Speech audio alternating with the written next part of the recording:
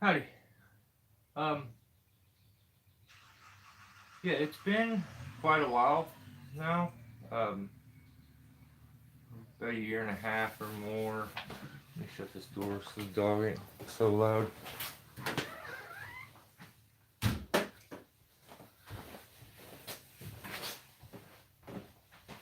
Maybe it's been maybe going on 2 years now since my fall, and I just kind of figured I would use the chance to kind of discuss some stuff that I get questions about it. And if any of you guys had any other questions about it, you could ask them now. So the way it all kind of happened, I had over 20 years doing this with a squeaky clean record, no accidents, no nothing. Um, got to where I had nothing but greenhorns at all times, and like when I had help, and I found myself like micromanaging nonstop. So in the process of trying to do the climbing and stuff, I would be trying to pay attention to them down there. A lot of times they hadn't ran a chainsaw. It was this problem, that problem. So one day I was about 40 foot up a hackberry tree, and I rigged the whole tree out. It was right on the power lines. Rigged the whole tree out to where I had got to just the log and a couple of stobs out the top. I had I was climbing SRT, choked off with like a canopy anchor. So I choked my anchor point off, and after I did that, I repositioned. I think I stood up and kind of like on the top and like fixed my saddle on my hips and stuff, and then started talking to the guys, blah blah blah blah blah. And instead of doing what I would normally do is when I was gonna climb onto the side of the log and start to work my way down, I would double check my tie-in. I didn't do that. It had popped off the stob. I apparently fell. I landed on a pile of wood that was there. We had been cutting the wood up and leaving it into a pile. So there was a good sized pile of wood right up underneath the actual tree. I ended up, I guess, landing on it. And originally, I was out, I guess. And I woke up, and the ground guy came over to me, and he was like, well, "You all right? You all right?" And like, my brain told me I was still at the top of the tree. So like, I questioned, I'm like, "What are you doing up here?" And then I realized I had fell, and then I couldn't breathe. Then I couldn't walk. So that all kind of happened pretty quick. Like, I was laying on the pile. They picked me up. My ribs were sticking out my chest here pretty bad, and I pressed on them somehow, and they popped and kind of went in, and they like helped me, and I stumbled my way over to the driver's seat of my truck, got in my truck. Um, then I told everybody we were done for the day. Um, they said, "Do you want me to drive you to the house?" I'm all right. I'm fine. I could kind of walk and stuff and move my legs and stuff, so I drove myself, and I thought I was better than I was because when I pulled up to my place, which is probably 5 miles from where I was at, I pull up and I go to step out and I crumble, and like I fall like a sack of potatoes. My legs aren't working, so I like pulled myself up the truck and tried to use them again. They wouldn't work. I drug myself around to my tailgate and I called inside to my wife, which is like the worst phone call I've had to make.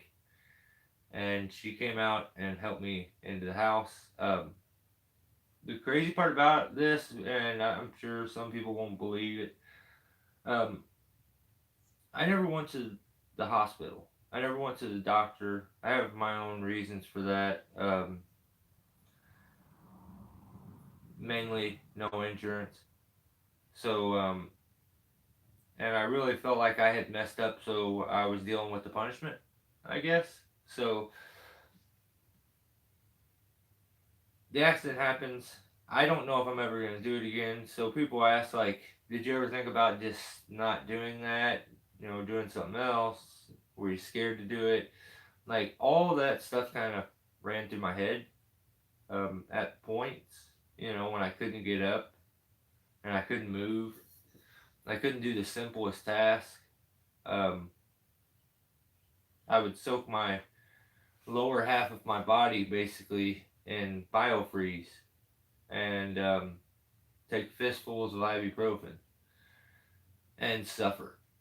And so that went on for about a week before I finally talked on camera. Then my recovery kind of happened on video for the most part. So people are kind of curious, you know, did it affect me long term? And I guess yeah, you can't say that it didn't because I'm much more attentive about everything and realize how quick and just out of the blue something can happen. I don't think it. I I have a fear of anything. I don't think anything like that happened. I don't feel I feel like age is slowing me down. I don't feel like my accident is really what's slowing me down. If I've lost a step, um, I would say it's because of that more than probably the accident. But you know, the accident didn't do me no favors. Like I ended up cracking my pelvis. Like one of my vertebrae was messed up. Some silly stuff. My sternum separated. It's still separated. I still have two ribs that are poking out right here. And I get these weird phantom, like crazy pains in my lower back a lot of times. But it is what it is. It's a non-stop reminder to don't get complacent. Maybe refrain from micromanaging so much. Know that you can't control everything all at the same time, and just appreciate kind of what I get to do, and which I probably didn't. You know, I loved it. It was fun, but I didn't realize like I kind of need it until I couldn't, and that was a bummer. So I don't feel like I don't feel like it slowed me down. I don't feel like it added any additional fear factors at any time. If so, I haven't ran into them yet. Um,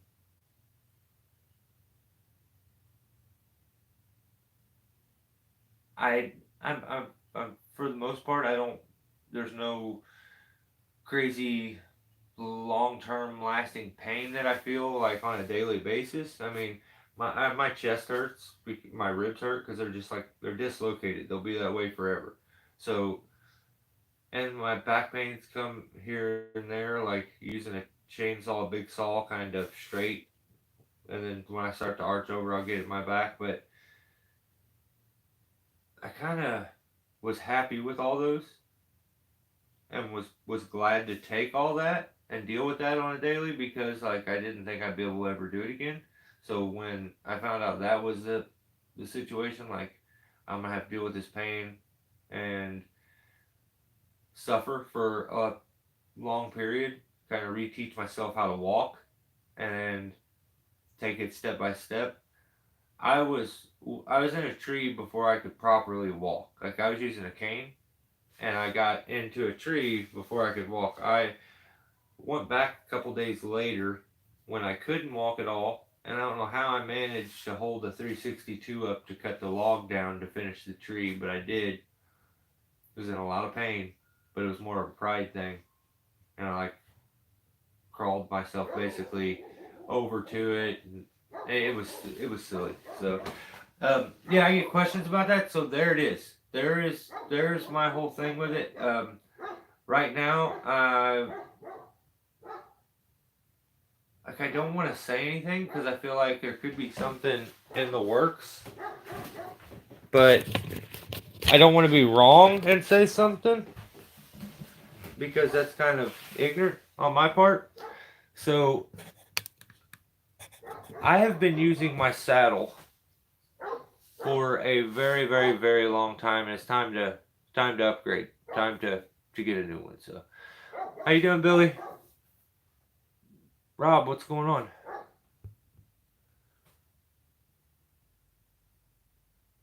Oh, right on, Rob. Have a good one, buddy. Yeah, yeah. I think I need to. I think I need to upgrade the saddle. I start to worry about the stitching. What's up, Peter? The stitching starting to rot and stuff like that. I think I have a decade on my saddle, which I think you're supposed to switch them out like every 2 to 3 years or so. Um, I have a long time on my saddle. I'm not one that likes change very much. But Bridge Burner says I want the koala harness. What's the koala harness? Monkey Beaver 1.0 are on sale. Right on. Yeah, there may be something in the works on a saddle for me. So, we'll see. I don't want to say anything and jinx it. But, let's just say some guys over at Gap are alright in my book. Pretty good guys. So, because really I can't. I just don't like it's something I can afford. That's the issue with it. They're so expensive. And it's just not something I can constitute doing right now.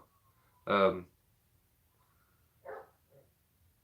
I've got a daughter who's on her way to college, and just it's everything. And so it's like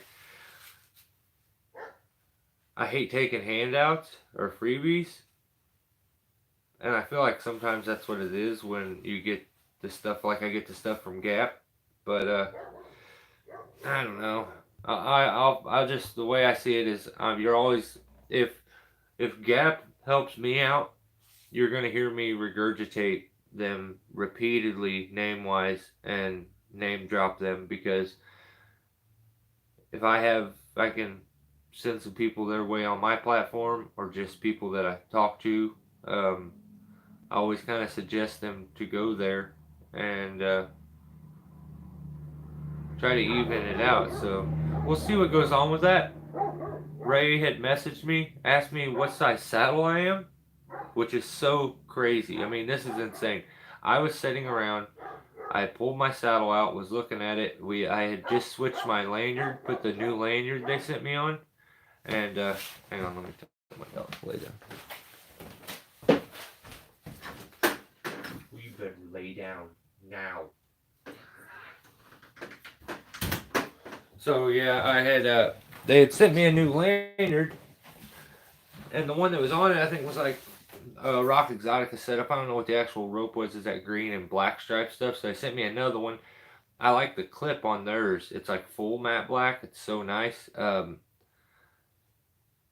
rope itself is just strong enough to keep some form, but I like on my lanyards. I like them to be very malleable. That way I can kind of daisy chain. I don't like a big loop hanging off the back, so I'll daisy chain the end of it, and then if I ever need to extend out to that point, I can just pop the daisy chain off and extend it.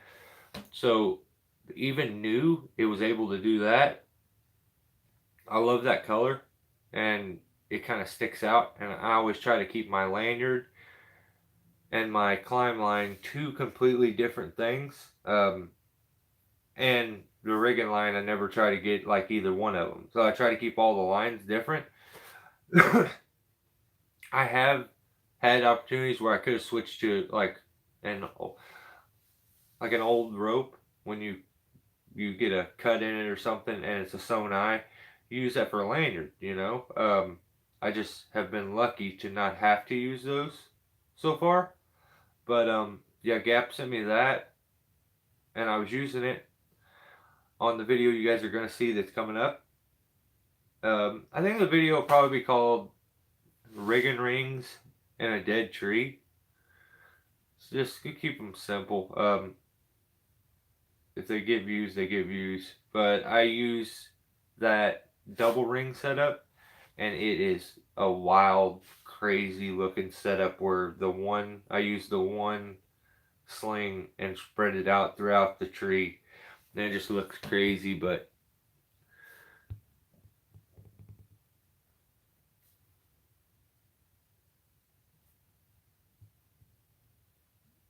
Billy, I just seen that where they tried to break that all gear 10x.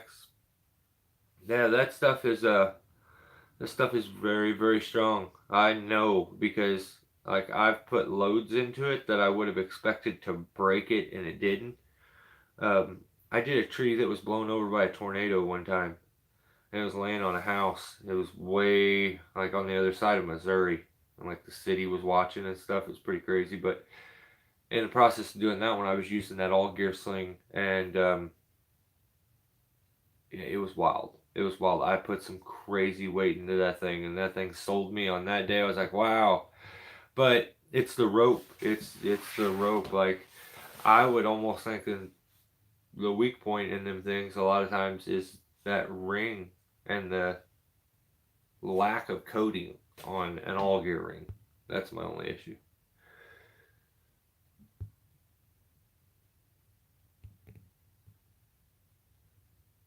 The koala looks sick. I tried it on. Oh, cool. Banner helmet 199 right now. Certain colors. Really? Hey, I was watching the food on my forehead. That's awesome. Made my current high tech, light, and pretty inexpensive. Huh. Right on. I think Court makes a lot of good products. I know a couple of the guys that like do their testing on stuff, and the products are always cool looking, really cool. They had that one really wild looking, like kind of like the jailbreak, but not like the jailbreak. It was that thing that looked like a Plinko setup, and it was like these little bollards all on this wild wire looking system, and you wrap through the bollards, but it was a lowering device. It was pretty neat.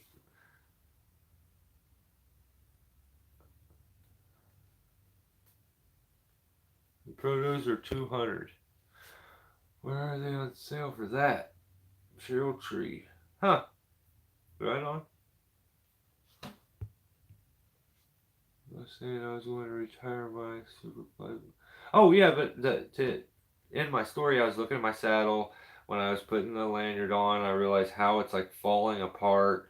I tried to pull it out to see like what size it was because the little card that you keep in it and the plastic on that card got so old it busted into a bunch of pieces and like that saddle has been through hell.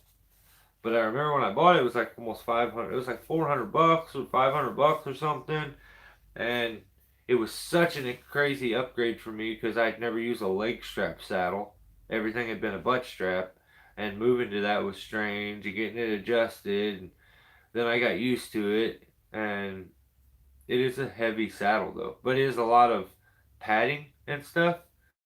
And I just seen a new one from Weaver that I think is really cool. I really think it's cool. Um, I think they actually sell it at Gap. So Weaver just come out with a new one. It's really streamlined, but looks real nice and comfy. But yeah, yeah, I'm definitely gonna have to do something as far as the saddle very soon, and we'll just see. We'll see how things play out. My daughter ended up making nationals. She'll be going to the nationals for um, FBLA, like Future Business Makers of America or something. I forget the abbreviation, but yeah, she won state, so they're gonna take her to nationals. I don't know. She ended up becoming like president for some clubs just recently. This kid she just went to prom. She was a sweetheart queen. She just almost a full-time job trying to keep up with the stuff that she does. So that's why I'm probably behind on videos.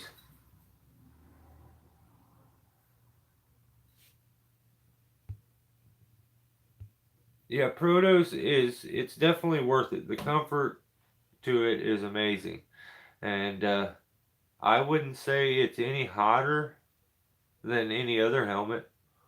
Um, there's just the way it holds and clips, and the whole setup is just more centered on your head. It really is. Just wears better. If that makes any sense. Some certain things wear better. They could be the same size from the same company, but one just wears better than the other one for you. A Proto doesn't look like it would be the most comfortable thing until you get it and use it, and you're like, wow, I wouldn't switch. It's got a flippable visor up here. It flips back and forth. You can flip it to vent it through the winter time or the summertime, and then you can close it off to keep the heat in during the winter.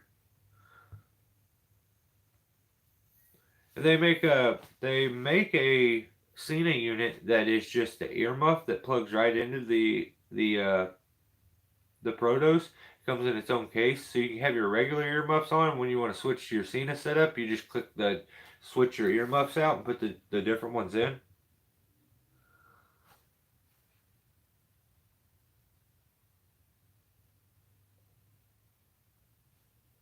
I used to feel the exact same way about the cask. I love the cask and the visor, the half visor, but it didn't take long before like I was all about. I didn't like some of the solid plastics. Sometimes they'll fog up and stuff. I hated that. I really did. Um,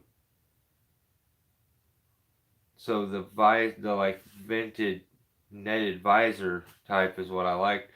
I did want originally when I got it, I wanted the solid plastic one with the mirrored look to it or like something made onto it.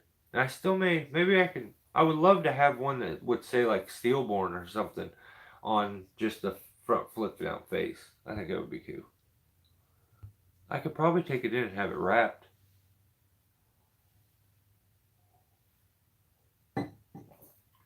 I think you'd like the Protos ground pounder, I really do.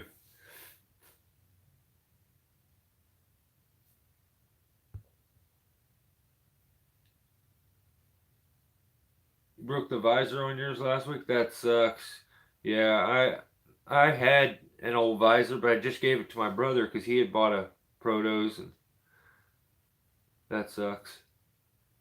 Yeah, because the visors aren't cheap at all.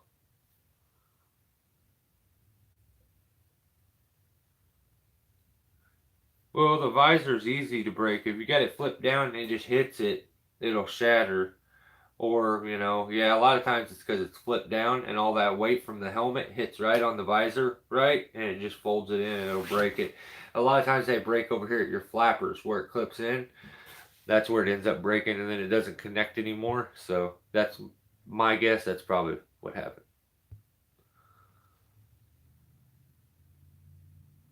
It's the hinge that holds it to the helmet. Yeah. Yeah, the little clips there. So hard it cracked my impact rated visor. Dang. We're at being behind on videos. Gotta take care of the family first. Appreciate that, Billy. Yeah, I got one. I actually have one ready for you guys. It's an oak. Goes out at a gnarly lean over a house. Um, was able to do a bit of free cutting as I went up, but like every branch was so close to hitting the gutters or the house. Like the funny part is I'm watching the video and the tree doesn't look that big. It looks kind of small because the lean kind of goes out this way. So it doesn't go straight up. So it just like, and I give you the back view at first. And I think you really start to see how big the tree is after what happens is like, I start out and I give you guys the view because everybody always asks, show the ascent, show the ascent, show the ascent. I had a new lanyard. I was using the new lanyard. I got clipped on. Um, we had Greg's bollard ready to go, and I planned on using the double ring set on that T-Rex. Um, so I headed up. Um, there's a few tricks and stuff that are good for like leaning out trees on trees, climbing trees that are leaning. I can maybe do a video or something on that, maybe a short or something. But work my way up, did some free cutting on my way up to clear the rigging path. A couple of the lower ones, the free ones that I could get to fall down without touching the roof or anything. And then I call for the rigging rope, the rings, and I bring you guys up, and then I show you everything, and then I rig. Um, there's a mishap that it was attention span not totally there, and he like held the rope and like the branch, we just needed to let it go down and go down. There was a fence down below it. All he had to do is rig it, let it go down. He held it and let it swing all the way around till it got to the house. Then let it go down. It flipped over another branch and got hung for a second. And like I had to help him get it down. Like it was silly. But that video is coming up. I don't know what I'm gonna name it. I'll get it out. Um, let's just say tomorrow. We'll do it tomorrow. Maybe I can get it up tonight. I doubt it though. Probably just yeah. Maybe we do it tonight. I don't know. I'll give it a shot. It'll probably be tomorrow though. But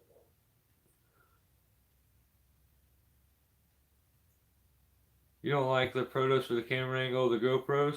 I mean, you can put them anywhere you want. I mean, you could do the same camera angles you do with any camera. It's just a lot of times guys don't put it here because then it's the visor's moving and then the flip back of the visor goes there's a lot of thought that's got to go into, you could put it right up here, but then your visor, you can't use your visor. You could put it like right here, but then you can't use your flip adjustment for the making it so it's breathable or not. Um, there's just there's certain things with any of them. Same thing with like the cask. You couldn't put it certain spots where you would put your earmuffs and click it to it. So I think some guys have figured it out. Some guys, I don't feel like I've really figured out the cat or the angle on that. So a lot of times if I'm doing helmet cam, I'll use an extender, which makes me look like a troll or something, or one of the Teletubbies. He's got this big rod coming off of his head, but yeah, because it is hard to get an angle with him. But I think the side angle looks good.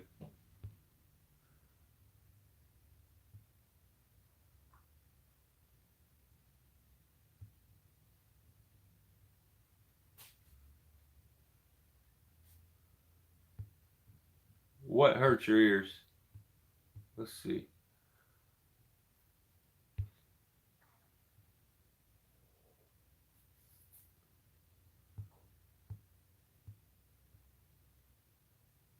It hurt my ears too. What hurts your ears? Seems like the protos would have nicer or colder weather, and Lord knows I have plenty of that.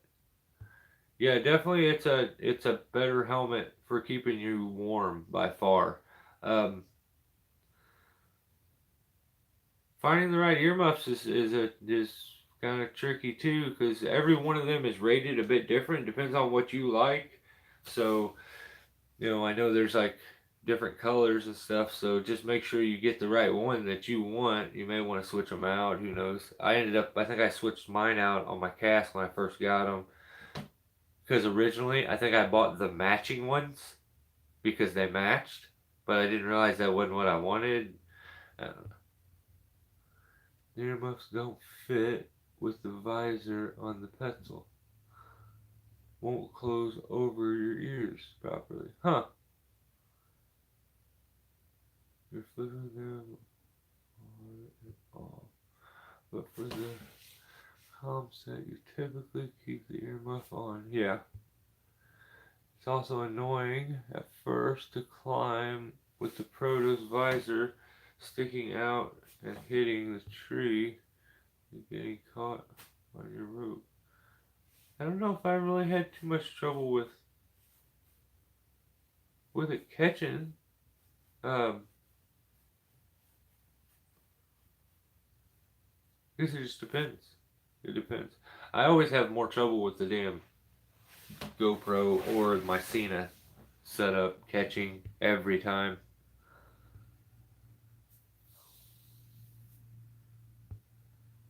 GoPros also have like flip down sunglasses. Yeah, yeah, they do. Yeah, you can buy the sunglasses that flip down the inside, which I think if you like a cask setup, that would probably be the ticket, man.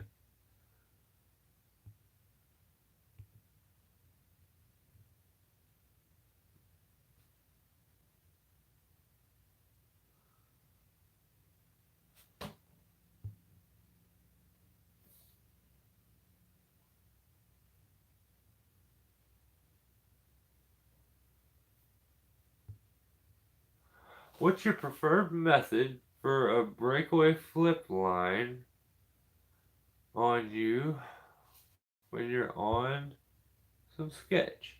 Um,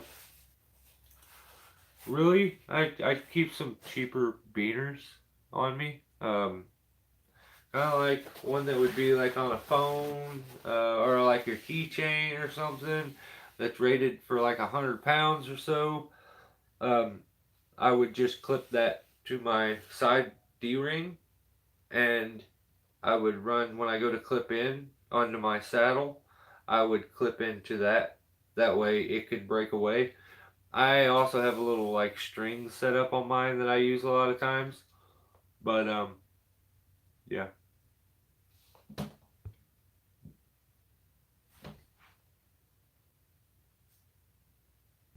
No, the angle sucks. You can't see the climber's feet. Yeah. I used to use a protect helmet when I started. Worked fine with regular safety glasses and earplugs. That's cool. I haven't thought about a breakaway flip line in forever. I sometimes keep a fast hand on my pencil snap hook. Yeah. Yeah, or just always, I mean, I'm always. That's why I kind of prefer a rope lanyard. Um, I don't like the weight and all the messiness to a steel core lanyard, so I prefer the rope lanyard and the fact that if I get in those situations, I am prepared to cut my safety line. If it gets to that, I'll run and just cut the line. But a lot of times, you can think about it beforehand. A real cheap beaner clipped onto your D ring, clip into that, um, or I have some doubled up throw line string and a loop that I clip into. So it just depends. It's a preference thing.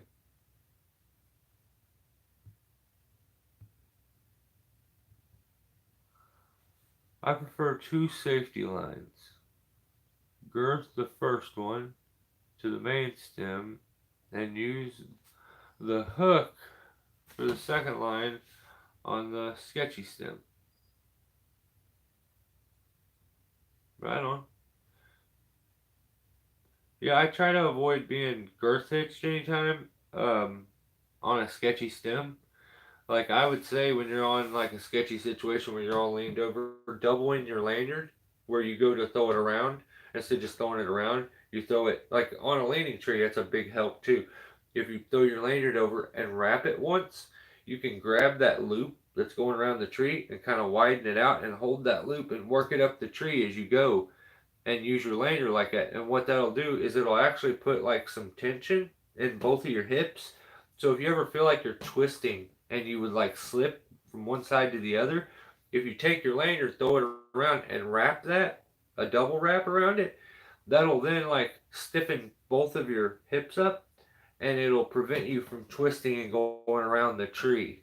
So, but like I prefer not to be girthed in any way. That's why I was gonna say that when I'm on a sketchy one, I would do that to not slip or have a swing or anything like that happen. But then I thought about, well, if it breaks, then it's girthed onto it and it's really gonna hold. Usually, if your lanyard's just thrown around loosely and it breaks, if it breaks, it sometimes it'll slip off even, come out. But you're playing the luck game there, and I don't like doing that stuff. I was gonna use paracord stuff I have 350. But yeah, that's what I use. I use very similar to that ground pounder. Just a good loop onto my D ring. It's there if I need it anytime. It's also very light. It's out of the way. It's not something that's gonna catch stuff all the time. It's not a specific tool that I gotta find and like look for.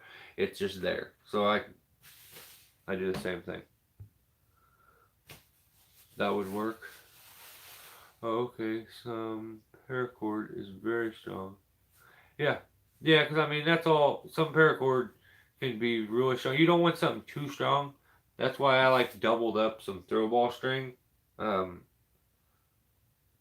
so and I don't know what the test for that would be. That may take a little bit before it broke, but just try not to be attached to anything that's gnarly and looks like it's gonna break if you can avoid it. Throw line could work. Yeah, throw line is what I actually use. I'm not sure if it's necessary on this job. I'm thinking. Just figured I'd talk it over. Yeah, yeah. I have one that I gotta go do. That it's like a on the side of this like cliff down at the beach. So it's not a cliff, but it's like a big wall, brick wall. It's like on the wall, and it drops down different tiers. It goes onto this beach, but it's a dead oak tree, and it has two other oak trees that are kind of close. And I'm thinking, just for the fun and joy of like doing it for the video, I think we're gonna use the all gear slings, or not the all. We're gonna use the gap slings, those Alaska rings, and we're gonna span rig everything stationary so that because it's dead. If his pieces flip when you're rigging dead stuff, a lot of times some of the scariest stuff that'll happen, and like the scariest accident that didn't involve me involved the dead tree. The limb we were rigging came over, it smacked the trunk, it threw a big chunk and hit a guy. So when you're rigging dead stuff, a lot of times it shakes a bunch of stuff loose. There's sharp metal going everywhere. I always talk about stay out of the shard path. Um, but I think what we could do, this dead tree goes up. There's a live oak here. There's a live oak here. So I think we can use one of them. Put the bollard down here, run a rope up and over, anchor it here, and then span off of this with an X ring. That way we could, for the most part, keep every section stationary. When we cut it, it doesn't have to swing to either tree. It doesn't have to swing into the trunk. We can, for the most part, try to tip tie on most of it and do it that way. So, should be a fun one. Oh, what's going on, Steve?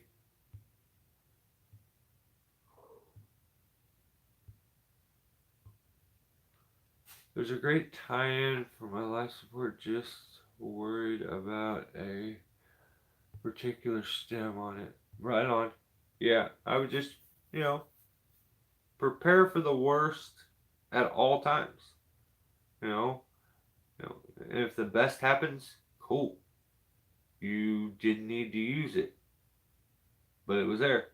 You were better safe than sorry. I'm sure that, I mean, this video in particular, I started out talking about my fall, how somehow, by the grace of God, I feel like I was able to make a full recovery. I'm sure that my story is not typical. I'm sure that it's not normal to go through what I went through and recover the way I recovered and go right back to it. Um, I'm sure that that's not the way things work for 90% of people, but I feel like it could. It's just maybe a lot of mine was luck, but there was a lot of just being determined and like just being determined. I realized complacency, it wasn't that I did anything bad, that I did anything really wrong. I got, I didn't respect the aspect that climbing can kill you for 5 minutes. 5 minutes out of 30 something years. And 5 minutes, I didn't respect it. I forgot about it. I disregarded it. And I gave all my attention to something else.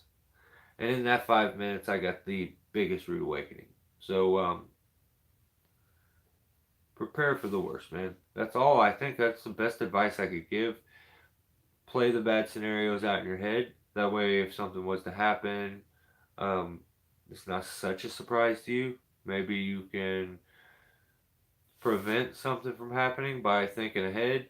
Um, but prepare for the worst and trust your gut. Maybe, I mean, when my accident happened, there was nothing about any of that that my gut could have helped me with.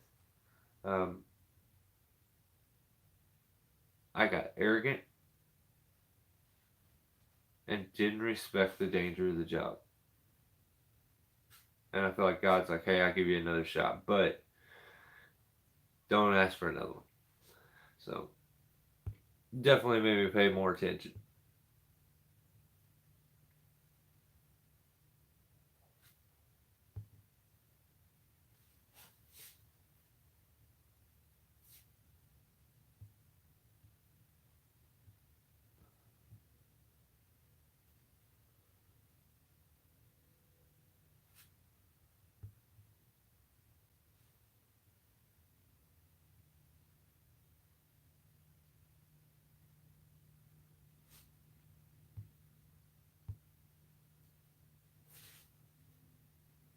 Not from a tree, but I took a fall from a air slide on the top of a silo about 20 foot. Dang, brother. And it effed me up. Broke 3 ribs. Whole right side of body was bruised. I thought you had 9 lives like a cat. Hey, I may. I may. I don't know. There's I don't know, man. I just know that I've been very, very lucky in life. Very.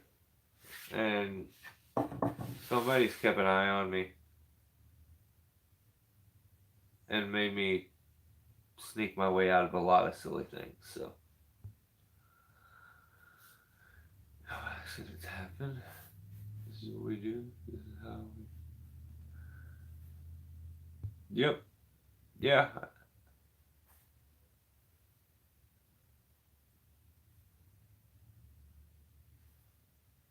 Yeah, 100%. You definitely don't know when any of this stuff's going to happen. If you could predict it, you'd prevent it. But um, you definitely can't.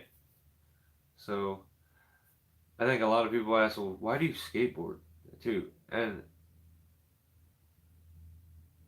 at one point, I found myself when I was sitting in the chair because that was the only place I could go. I couldn't move. I was stuck in this recliner for a week. I just stared at the skateboard and I just stared at it. And I'm like thinking about, what are you even staring at that for?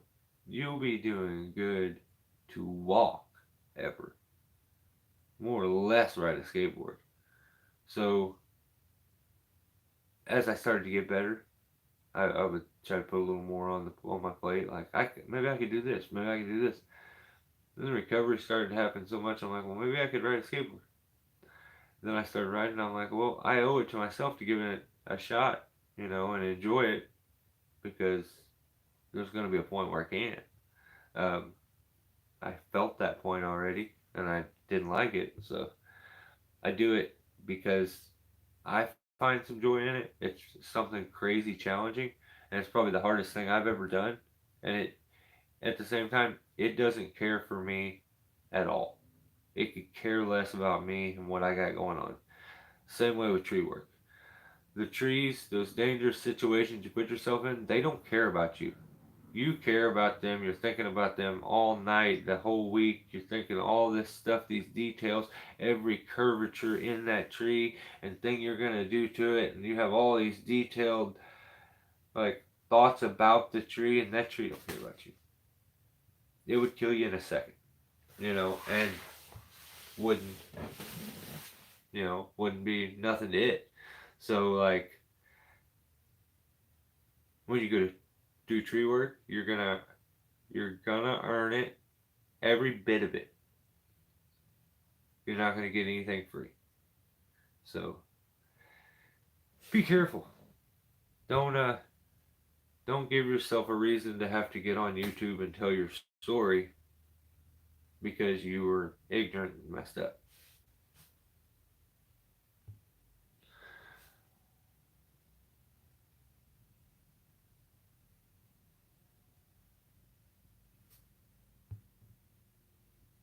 What's for dinner? Shoot, I don't know. It's Tuesday. This is the day that my wife eats lunch late at work. They go to lunch late, so she's never hungry. So that's the bummer part. Who knows? I don't even remember what I ate last night.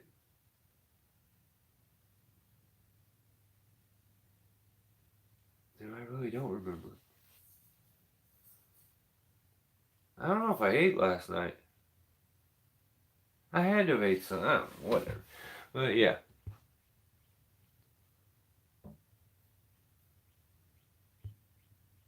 No problem, ground pounder. That kind of stuff. If you guys ever get to where we could, you get one to where you just tripped out on, like, take some pictures. Gives us something to discuss. And I'm still always open to suggestions for these live feeds. So if you guys watch these live feeds, there's something you would like to discuss, there's a topic that you would like to learn some stuff about, like um, scenarios. That's what I would like to do. I would like to give you guys the opportunity each week to give me a scenario of a tree that needs to be removed or a section of that tree that needs to be removed. And you can tell me about where it is and like what would be, like, say if a tree is sitting in a yard but it's got like a little greenhouse right below it, what would you do? I would try to rig over to the opposite side of the tree if possible, or I would speed line it over the top of it to get it away from it. Another one, like you're on a crazy hillside, the tree's on a crazy slope like this. Down below, there's a mansion down there. You're chunking it down. You don't want your piece to take off down the hill. Vertical speed line, where you could keep control. Maybe do something like that, but yeah, I'm grasping at straws. I have not felt too creative here lately, so these live feeds I feel like haven't been the best. I've been asked a few times here lately about my accent and stuff, so I figured I would touch bases on that. Now I can kind of point people to this, but other than that, I just figured I'd chit chat with you guys like we always do every week. This one's not going to be as long as it is almost at 50 minutes, and I am about done here because I am very, very hungry. I'm ready to eat. But yeah, got a pretty good one coming up. I'll upload that video ASAP. It's edited. I feel like I may have rushed it a little bit, but I feel like I've waited too long to put out a video, so it is what it is. I will have that up very soon. Thanks for hanging out with me like always. You guys are good company. If I can help anybody with anything, let me know. You guys are always here. You know how much I appreciate that, and you hopefully know that you're pretty much the reason these live feeds continue every week. Thanks. Um, thanks for the support. I say we just continue on with our weeks. Hopefully everybody has a safe one. Um, let me know what you get yourself into. If you do anything cool this week, and I'll see all you guys really soon. So maybe we'll sneak another live feed in or something. Maybe I can think of something to do.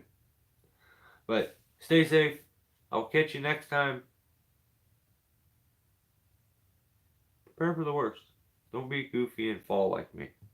It wasn't that fun, and it really wasn't worth it long term.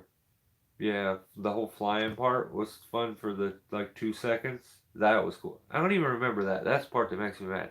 I don't know. I flew, but I don't even remember it. I don't even remember how I got on the ground. So yeah,